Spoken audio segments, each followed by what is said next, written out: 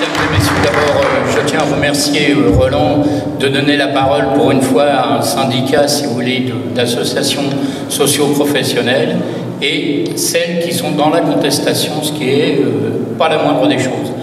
Car aujourd'hui, force est de constater que depuis l'avènement de la nouvelle majorité présidentielle, qui nous raconte, à qui veut bien l'entendre et à travers tous les médias, qu'elle pour la liberté de l'entreprise, que les choses vont s'arranger, qu'on va créer des emplois. Force est de constater que ces emplois, d'abord, ils ne viennent pas, et qu'en fait, si vous voulez, c'est tout à fait l'inverse qui se produit. D'abord, si vous voulez, permettez-moi de vous dire que pour les commerçants que nous représentons, les artisans, et notamment pratiquement toutes les petites entreprises, les difficultés sont constantes. Vous avez tous assisté à la fin du RSI où on nous a dit effectivement qu'il y avait des problèmes sur le système de protection sociale des indépendants, ce qui était d'ailleurs vrai, mais la cause n'en était pas au RSI, c'était celle des URSSAF qui, fantastique aujourd'hui, les créeurs de troubles sont devenus les héritiers du régime. C'est-à-dire qu'aujourd'hui, le RSI est remplacé simplement par les URSSAF et là, on peut effectivement se poser la question. D'abord, je tiens à porter à votre connaissance que cette affaire n'a pas été faite ni pour les entreprises, ni pour les gens, elle a été faite simplement pour la manne que représentait le RSI et à travers les caisses de retraite, les cotisations qui étaient les cotisations d'avance, sont passées dans le régime général et j'en voudrais qu'une seule démonstration vous en faire une ici. Vous avez tous, comme moi, pu entendre que dans la diffusion et de la propagande gouvernementale, pour une fois, on a équilibré les comptes de la sécurité sociale. C'est quand même un miracle, car depuis à peu près 3 à 4 ans, les URSSAF et la COS, qui est le régime général, si vous voulez, qui prend les cotisations, a perdu entre 30 et 40 milliards. Et aujourd'hui, on nous dit qu'effectivement, on est en parfait équilibre, malgré cette perte, et qu'en plus, les 20 milliards qu'il y avait tous les ans qu'on nous annonçait, eh bien là, sont comblés. Vous voyez, c'est quand même magnifique. On a une majorité présidentielle qui a une façon de compter qui nous échappe un peu à tous. Et aujourd'hui, je peux vous garantir que tout ça, ce n'est pas, si vous voulez, la bonne façon de voir les choses pour nos entreprises. Et je vais continuer par vous donner d'autres exemples. Tout d'abord, permettez-moi de vous dire que cette majorité présidentielle, elle a quand même quelques lacunes. La première des lacunes, malheureusement, si vous voulez, c'est dans ses rôles essentiels. Les rôles essentiels de notre État, c'est d'abord la police, la sécurité. Là, tout d'abord, permettez-moi de vous dire que le spectacle qu'ils en donnent est quand même fantastique. La prolifération, si vous voulez, à peu près partout, dans toutes les grandes villes, des polices municipales, des organismes de sécurité qui viennent et qui remplacent, là encore, notre police d'État.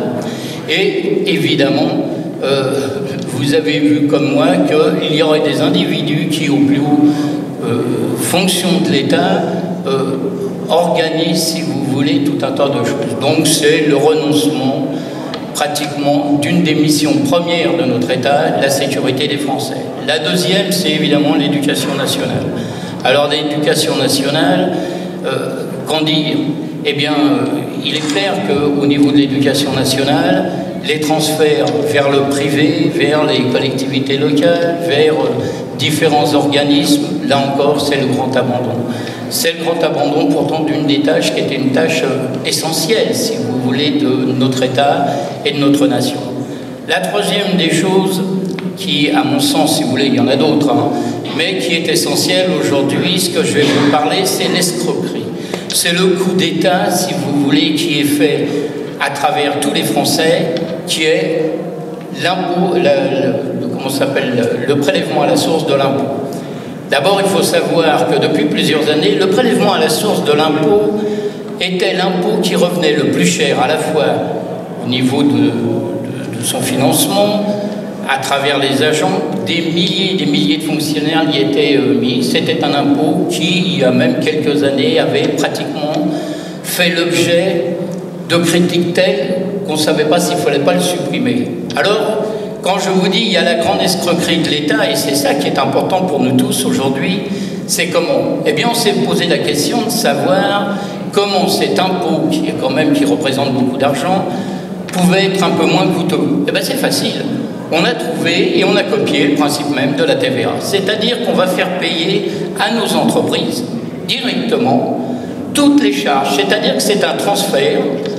On va là supprimer des milliers de fonctionnaires qui étaient obligatoirement, et le coût exorbitant, si vous voulez, de cet impôt à travers nos entreprises qui, sans aucune compensation, eh bien, vont avoir à payer, à prendre des comptables, à prendre des tas de choses comme ça, de calculer. Et Dieu sait comment les choses vont être faites parce que rien n'est clair. Et on ne sait pas si aujourd'hui, quelles sont comment ça s'appelle, les indications qui vont être portées à la connaissance de tiers. C'est ça. Donc, si vous voulez, une fois de plus, et ça c'est très très grave, une fois de plus, c'est l'abandon de l'État. L'abandon de l'État pour le prélèvement de l'impôt, alors que ça lui incombe directement, et que là, on est en train de faire quand même cette grande escroquerie d'aller faire payer une nouvelle fois nos entreprises. Alors, vous me direz, certains disent aussi que le nombre de fonctionnaires réduit, après tout, c'est peut-être pas une mauvaise chose. Mais il n'y a pas que ça.